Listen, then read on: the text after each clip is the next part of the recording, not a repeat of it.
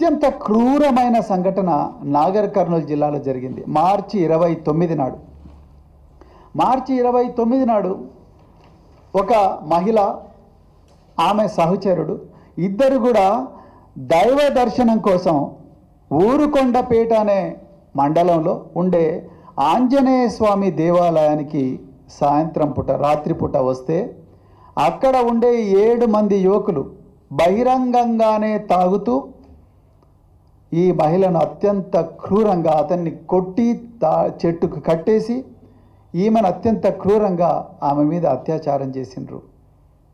ఇంకా కొన్ని విషయాలు చెప్పడం కూడా వీలు కాదు. ఆమె ఏడుస్తూ ఉంటే అత్యంత క్రూరంగా హింసించారు. ఇప్పుడు చెప్పడం కూడా వీలు కాదు. అవన్నీ కూడా అంత ఘోరంగా అత్యాచారం చేసిండ్రు. అది కూడా రాత్రిపూటన జరిగింది. యువకులు బహిరంగంగా తాగుతూ ఉన్నారు. అది మరిచిపోకముందే మార్చి 31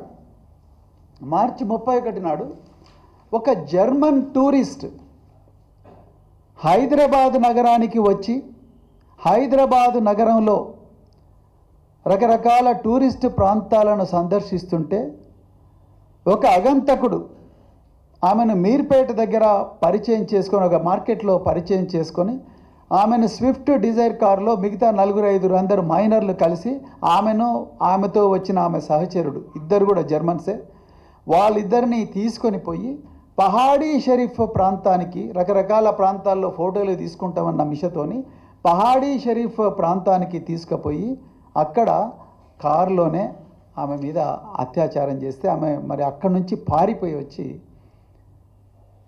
పోలీస్ స్టేషన్లో కంప్లైంట్ చేసింది.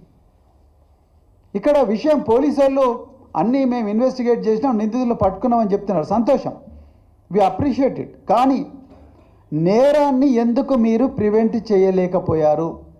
ఎందుకు వారం రోజుల్లోనే 4 మహిళల మీద అత్యాచారం జరిగితే ఇంకా మహిళలకు రక్షణ ఎక్కడున్నది?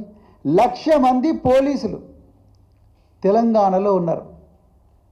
ఈ పోలీసు శాఖకు అధిపతి సాక్షాత్తు ముఖ్యమంత్రే. రేవంత్ రెడ్డి గారే సీఎం, శాంతి భద్రతలు జనరల్గా వారి కిందకే వస్తాయి. ప్రత్యేకించి హోమ్ మినిస్టర్ కూడా రేవంత్ రెడ్డి గారే. ఇక్కడ అత్యంత భయం కల్పించే అంశం ఏంటంటే, అత్యంత ఆందోళన పడాల్సిన అంశం ఏంటంటే, ముఖ్యమంత్రి గారు ఇందులో ఏ బాధితురాలను కూడా పరామర్శించడానికి వెళ్ళలేదు. దీని మీద ఒక ప్రత్యేకమైన రివ్యూ తీసుకోలేకపోయారు గౌరవ ముఖ్యమంత్రి గారు. అధికారులకు ఆదేశాలు ఇచ్చినట్టు కూడా ఎక్కడ కూడా రాలేదు. ఈ తెలంగాణ భవన్కు 100 మీటర్ల దూరంలో, అంటే కూతవేటు దూరంలో ఉన్నది integrated command and control centre ఉన్నది. అందులో ముఖ్యమంత్రి గారికి ఒక ఛాంబర్ ఉన్నది. ముఖ్యమంత్రి గారు ఆ ఛాంబర్లో కూర్చొని మున్సిపల్ అడ్మినిస్ట్రేషన్ డిపార్ట్మెంట్ రివ్యూలు పెడతారు, కాంగ్రెస్ పార్టీ అంతర్గత విషయాల మీద రివ్యూ పెడతారు. దీపాదాస్ మున్షి గారు ఇంకా రకరకాల కాంగ్రెస్ పార్టీ నాయకులు వచ్చి ప్రభుత్వ పోలీసు ఇంటిగ్రేటెడ్ కమాండ్ సెంటర్లో కూర్చొని పార్టీ విషయాలు మాట్లాడుకుంటారు. హైదరాబాద్ సెంట్రల్ యూనివర్సిటీ భూముల కబ్జాల గురించి, దానికి విడుదల చేయాల్సిన జీవోల గురించి, విద్యార్థులను అరెస్టు చేయాల్సిన విషయాల గురించి, ఆ భూమిని ఎట్లా 400 ఎకరాలు ఎట్లా కబ్జా చేయాలనే దాని మీద ఇంటిగ్రేటెడ్ పోలీస్ కమాండ్ సెంటర్ దాంట్లో మీటింగ్ పెడతారు. కానీ మహిళల రక్షణ గురించి ముఖ్యమంత్రి గారు మీటింగులు పెట్టిన దాఖలాలు లేవు. ఉంటే గౌరవ ముఖ్యమంత్రి గారిని మేము బీఆర్ఎస్ పార్టీ తరఫున కోరుతున్నాం, బయట పెట్టండి రికార్డ్స్. ఇంత ఘోరమా?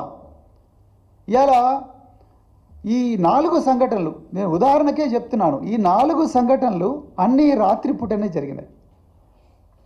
ఈ 4 సంఘటనలో 2 సంఘటనలో నిందితులు బహిరంగంగా లిక్కర్ తాగుతూ ఉన్నారు.